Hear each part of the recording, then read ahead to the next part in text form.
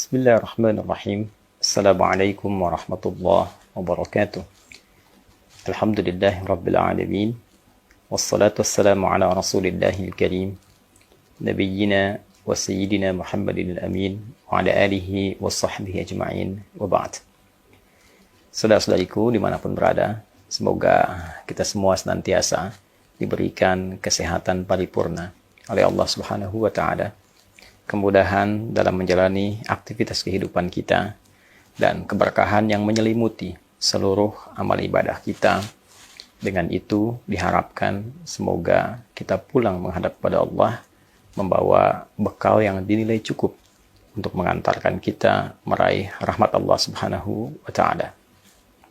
Jika ada ibadah fisik nilainya begitu tinggi, satu kali perbuatan setidaknya minimal 10 poin, tergantung kadar keikhlasannya.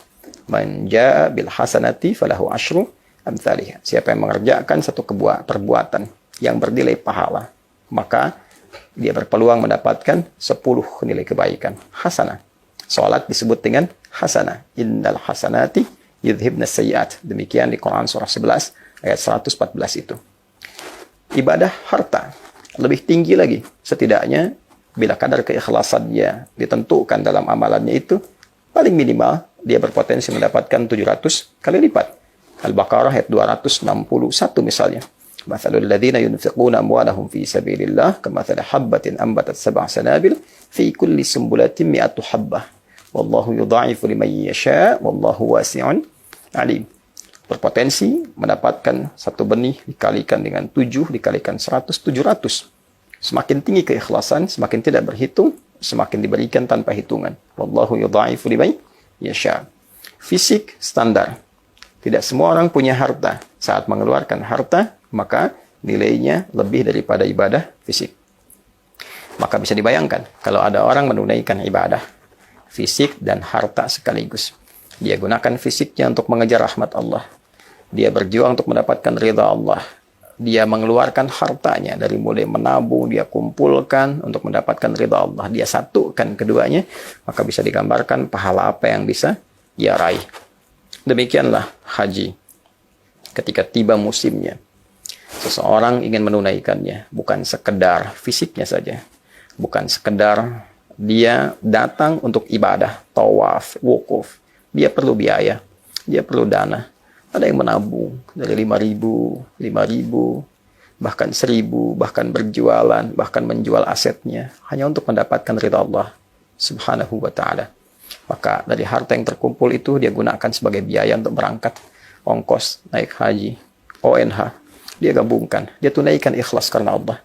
Maka bila hajinya dia niatkan betul karena Allah, dia jaga fisiknya optimal, dia tunaikan, dia tambah pengetahuannya supaya benar ditunaikan, dan dia tingkatkan takwanya kepada Allah. Wa tazawwadu fa inna khairaz zadit taqwa, dan berbekalah, maka bekal terbaik yang kau kumpulkan ialah takwa. Maka dia mencoba menunaikan haji dari awal, kemudian dia wukuf sampai dengan selesai untuk menaati Allah. Dia pulang, dia dekat dengan Allah. Ada perubahan pada dirinya, hilang sifat jeleknya, muncul baiknya. Ketika salah hilang, muncul saleh. Kesolehan yang muncul setelah sifat salah itu hilang disebut birrun. Bila melekat pada pelakunya, disebut mabrurun. Maka Nabi mengatakan, al-hajjul mabrur.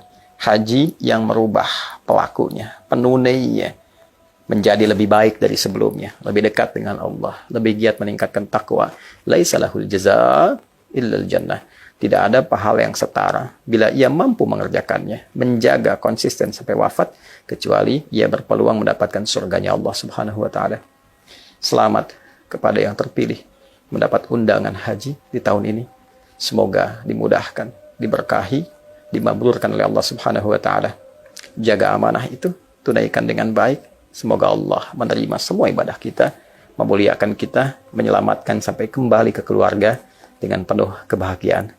Adi Hidayat. Assalamualaikum warahmatullahi wabarakatuh.